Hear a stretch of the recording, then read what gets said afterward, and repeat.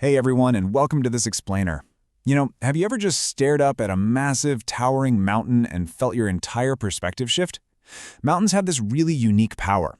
They can act as these giant fortresses that shelter us, sure, but at the exact same time, they dare us to look up, to wonder, and to completely broaden our horizons. Today, we're exploring an absolutely epic, awe-inspiring story about a man whose intense curiosity about what lay beyond his own local peaks literally led him to the roof of the world. By the end of this explainer, you're going to see exactly how the sheer power of mountains can alter the entire trajectory of a human life. Right off the bat, I want you to consider this profoundly true statement. There are places in the world that, once encountered, change the direction of a person's life. For a man named Takashi Miyahara, that life-altering place was Nepal. His encounter with this breathtakingly beautiful country didn't just change his own destiny, it actually ended up bridging two vastly different worlds together, leaving an incredible, lasting legacy right on the slopes of the highest peak on Earth. Okay, let's dive into this timeline to really grasp the sheer scale of his journey. So he's born in 1934 in a deeply enclosed place called Aoki Village. He grows up right during Japan's post-war engineering and tech boom. But check out this massive leap in the 1960s. He travels to Nepal, which was a world away from the rapidly industrializing Japan he knew. And then by 1971, he pulls off something truly unthinkable, opening the Hotel Everest View. This entire timeline maps an unbelievable journey from a quiet, isolated mountain village all the way to the absolute top of the world. Part 1. Encountering Nepal. Growing up surrounded by those mountains in Aoki Village really taught Miyahara to look beyond his immediate boundaries. He actually trained as an engineer in post-World War II Japan, which, was a society entirely laser-focused on rapid tech innovation and building the future. But stepping into 1960s Nepal, that was like entering a completely different reality. The country really lacked modern infrastructure. We're talking no paved roads, no widespread transport, no tourist accommodations. Yet it was incredibly rich in ancient history, unique culture, and just majestic nature. And his engineering mindset, which was trained to solve complex problems, was perfectly primed for this raw, untapped landscape. To get why Nepal was suddenly thrust into the global spotlight, we have to look at 1953.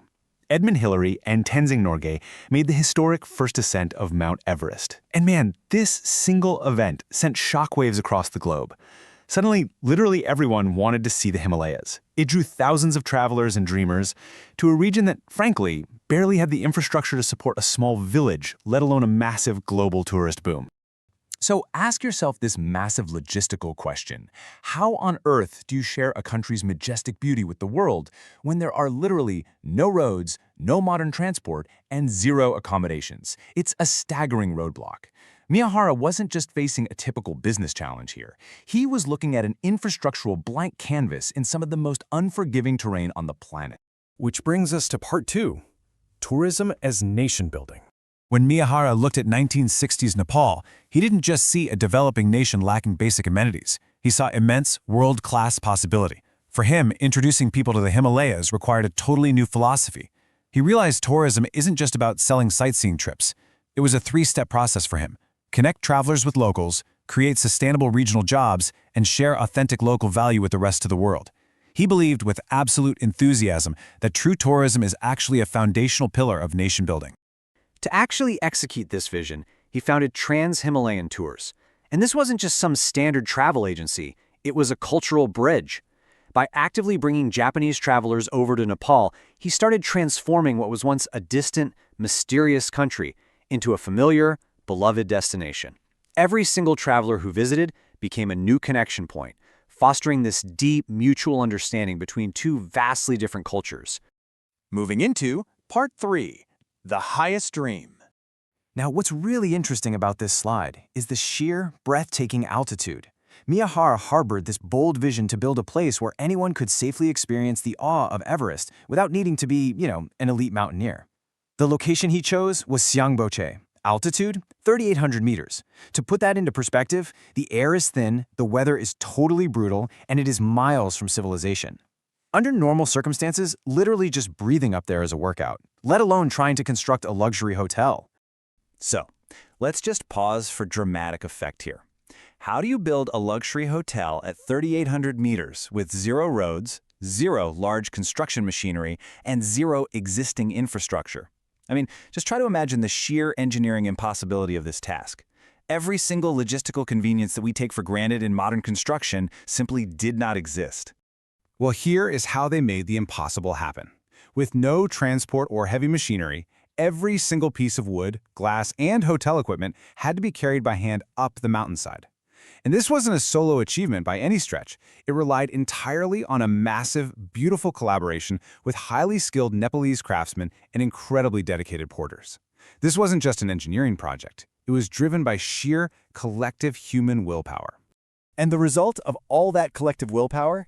In 1971, the Hotel Everest View officially opened its doors. It still stands as one of the highest altitude hotels in the entire world. But the true magic wasn't just the elevation itself. Imagine being a guest there, waking up at dawn, opening your window, and seeing Mount Everest perfectly bathed in the morning light, all from the comfort and safety of your room. It was this incredible place where humans and the raw power of nature finally met face to face. That entire architectural feat is perfectly anchored by one guiding principle: not to conquer the mountain, but to connect the mountain and the people. He didn't build this massive project to show human dominance over nature. His original philosophy remained completely intact. It was always about bridging human connection, allowing ordinary people to actually feel the profound greatness of the earth. And that leads us to the final chapter, Part 4, Two Hometowns. And this brilliantly illustrates how, over decades of working in the Himalayas, a profound personal shift occurred. Miyahara started as a foreign engineer from Aoki Village, right? That was the origin that planted the seed of curiosity and taught him to look beyond. But Nepal truly became his second hometown. He didn't just observe from the outside like a tourist. He completely entered the community, earned their mutual trust, and literally spent his life building a future right alongside the Nepalese people. It's wild, but it all traces back to this simple childhood question from his days in Aoki Village: what is beyond this mountain?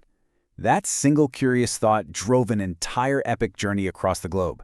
It pushed him to leave his village, master engineering, travel the world, and eventually build a lasting bridge between humanity and the highest peak on Earth.